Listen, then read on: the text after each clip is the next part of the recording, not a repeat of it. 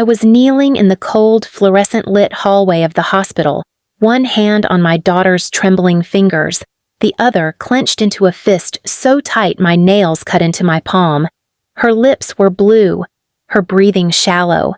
The doctor had just told me the surgery cost would be $48,000. Emergency, immediate, life-saving, and I had $600 in my account. I didn't cry. I stood up and dialed my parents. It was 2:17 a.m. I didn't care. I tapped the speaker button. I needed them to hear my voice shake. Please subscribe to our channel and tell us in comments from where are you watching this video. Mom, Dad, it's Gracie. She's not breathing right. I'm at St. Vincent's. They need to operate now. Please, I need your help. There was a pause. Then the sound of a champagne glass clinking. Mom's voice came first, sharp, cold. Gracie? Isn't she the one who always looked like a sickly cat? I froze. Then Dad spoke, chuckling like he was at a roast. Well, we told you. You shouldn't have had her if you couldn't afford her. I'm not asking for a house, I whispered. She could die. Do not use emotional blackmail, Mom snapped. We already spent more than enough this month. You bought a cake shaped like a castle, I spat, voice rising. You spent $150,000 on Allison's wedding last week. The goddamn napkins had Swarovski crystals. She's worth it, Dad said, voice firm. She brings pride to this family. And I don't? My voice cracked. You left your husband. You work part-time at a bookstore. You're a single mother. I'm a survivor, I whispered. No, you're a burden, Mom said flatly. You've always been. I stood there, shaking, while my daughter whimpered beside me. And then they hung up. No explanation, no goodbye, no question about her condition. I remember walking to the end of the corridor and sitting beside the vending machine, staring at the floor as my knees gave out. My daughter, 6 years old, with her unicorn pajamas soaked in sweat, was lying in a bed with machines hooked to her chest. I could still hear the beeping, steady, fading. Nurses passed, doctors rushed by. But in my head, it was just their voices looping on repeat. You're a burden. She's not worth it. We already spent enough. The next morning, I walked out of the hospital with Gracie in my arms, against medical advice. I couldn't afford the down payment to keep her in ICU. I didn't even have enough to cover the night's stay. I told the nurse I'd figure something out. She didn't believe me. I carried my baby through the snow, and with each step, I made a vow in silence. They would regret every dollar they wasted on glitter and wine, every cruel word, every laugh they shared while my daughter fought to breathe. Revenge wasn't a choice anymore. It was my oxygen, but revenge wouldn't come through screaming or begging. It would come when they least expected it. First, I had to disappear from their radar. No calls, no updates. I blocked them both. I vanished. I knew they wouldn't care. Not yet. They were still riding high on wedding applause, on the perfect daughter fantasy they built around Allison, my sister, the shining sun of our family. The same Allison who hadn't visited me once since I left my abusive ex, the same Allison who posted photos of her 12K heels while I reused tea bags twice. I moved into the cheapest rental I could find in a nearby town. Gracie slept beside me on a mattress on the floor. I sold every gold bangle my mom ever gifted me for appearances. I took on night shifts at a local warehouse while teaching kids English online during the day. I ate leftovers from restaurant bins for weeks, and I saved every cent because revenge requires patience and pain, and I had both in abundance. Then, one day, just a week after Gracie turned 7, I received a card in the mail, gold trim, red wax seal, a formal invitation to celebrate Allison and Charles's 1-year wedding anniversary. It was addressed to me, no mention of Gracie, just, bring yourself if you've finally cleaned up. I laughed. Then I burned it. But I didn't ignore it, because some traps are worth setting, and I was ready to make them walk into it barefoot, with their perfect polished lies crumbling in front of everyone they'd ever tried to impress, because they thought they'd buried me in shame. But I was the storm they forgot to board the windows for. 2 weeks before the big anniversary party, I did something I hadn't done in over a year. I called my sister. She picked up on the second ring. Laughing, loud music in the background, probably dress shopping for yet another celebration built on my parents' wallet and her shallow charm. "Wow," she said, half mocking. "Still alive?" I smiled. "I heard about the anniversary," I said. "I was thinking maybe I could come." Silence. Then a scoff. "Why? You finally bought a real outfit that isn't from a thrift store?" I miss you guys," I said softly, laying the bait with every word. "I want to be part of the family again, even if it's just for one night." She chuckled. "Fine, but don't expect anyone to talk to you, and don't bring your sick kid. No one wants to hear her cough through speeches." I didn't reply, because what I was planning needed silence. Silence, strategy, and truth. Over the next 14 days, I became someone else. I borrowed a navy dress from a coworker, cleaned my face up, brushed out my hair, and more importantly, I gathered everything I'd been collecting in quiet for the past year: bank statements, wedding invoices, screenshots of my parents' public boasts. Paid in full, our Allison deserves only the best. Audio recordings, old voicemails, Mom laughing. We don't owe her anything. She's just a mistake we didn't return on time. And one very special letter, handwritten by Gracie, folded in pink paper, stained with the tiniest tear marks. It said, "I hope Grandma and Grandpa never need help like I did, because we won't be there." The night before the event, I tucked that letter in a silver envelope, labeled it, "Read in private." I planned to slip it into my father's tux pocket, just before everything else went to hell. The day of the party, I arrived 5 minutes early. Their house was blinding, strings of crystal lights, a live violinist on the porch, tables decorated with white lilies and gold charger plates, people laughing in manicured clusters, all the family friends they cared more about impressing than protecting their own granddaughter from dying. Allison wore a pearl-studded gown like it was her second wedding. Dad was in a tailored tux, shaking hands. Mom stood near the entrance, holding a glass of champagne and making sure no guest ever saw her frown. When she saw me, she blinked twice, then smirked. "I'm surprised you came," she said.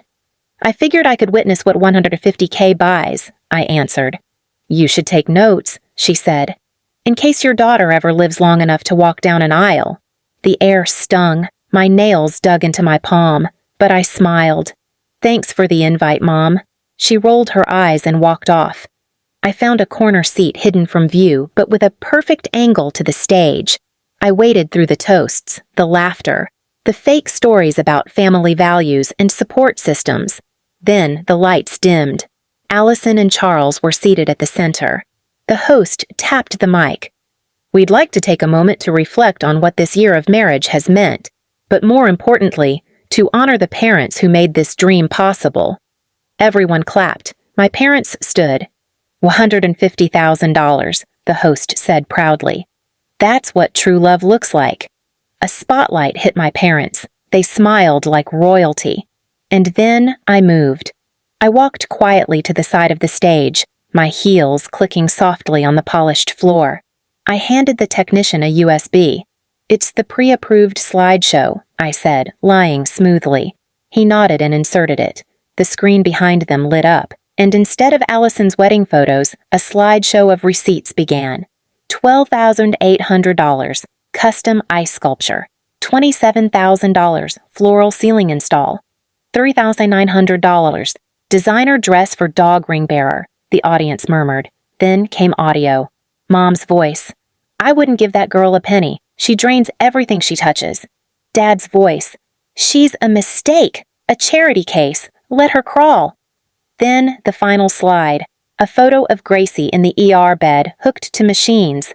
A caption below. "They said she wasn't worth saving." Dead silence.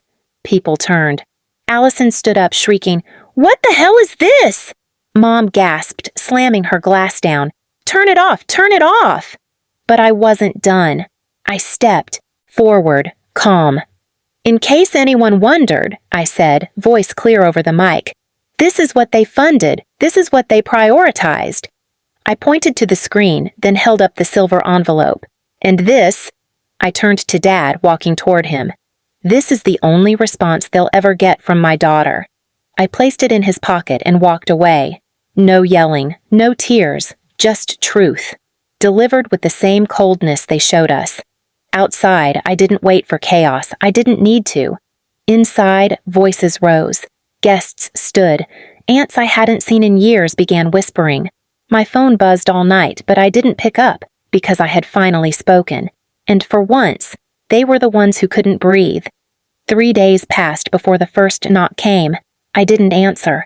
My phone had already collected 47 missed calls, 19 voicemails, and a string of texts that pinged between panic and fury.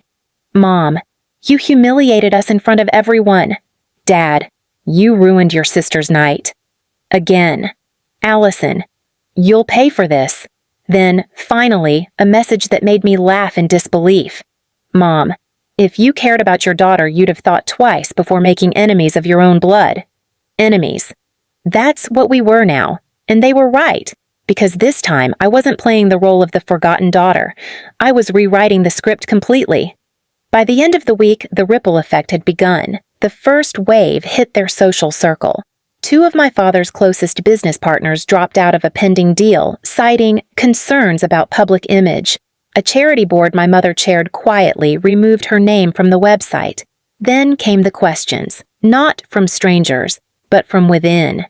Uncles, cousins, old family friends. "You paid $150K for flowers but didn't help your granddaughter? She was in the hospital? Why didn't you tell us? That slideshow, is it real?" My parents tried to spin it, claimed it was fabricated, that I was mentally unstable, bitter, a jealous, lazy mother looking for attention. But I'd been prepared. Every voice memo, every payment receipt, every message they sent over the years, I forwarded to one person. Aunt Melanie, Mom's older sister, the one person they always feared. The one woman who saw through their performance years ago and had cut contact after a fight at Allison's baby shower. Melanie didn't respond right away. Then one night she called me. "Come over," she said. "Bring Gracie." When I arrived, Melanie knelt in front of Gracie, hugged her gently, and whispered, "You are the strongest little girl I've ever met." Then she looked at me. "You want a real family?" she said. "We're starting here." That was the first domino in the final collapse, because Melanie didn't just believe me. She had money, influence, and decades of stories she'd buried to keep the peace. Now she brought it all to light. She sent private messages to the same family friends my mother worshipped. She leaked the wedding invoices, attached photos of Gracie's hospital reports. She even shared an old recording of my mom from years ago, calling me a parasite, at a family brunch while smiling across the table at me. By the end of the month, their reputation wasn't just cracked, it was shattered. They didn't get invited to the neighborhood gala. A planned feature in a local magazine about family philanthropy was pulled. Even Allison's husband Charles stopped posting her on social media, and one day, as I walked Gracie home from school, she turned to me and asked, "Mom, will they ever say sorry?" I paused. "I don't think they know how," I said. She nodded slowly, then smiled. "It's okay. We're not like them." And that was the moment I knew. I didn't need them to apologize, because their silence now, it wasn't power. It was punishment. But I wasn't done yet. One final message remained. For Gracie. On her birthday, I surprised her with a small box. Inside was a bracelet, not expensive, not flashy, but hand-carved with 2 words, "Chosen Family." She stared at it, then at me. Tears filled her eyes. "Does that mean we get to choose?" "We already did," I said, "and we chose better." That night, we had cake with Melanie and a few good people who had never asked me to prove my worth. No gold chandeliers, no violinists, just laughter. And love.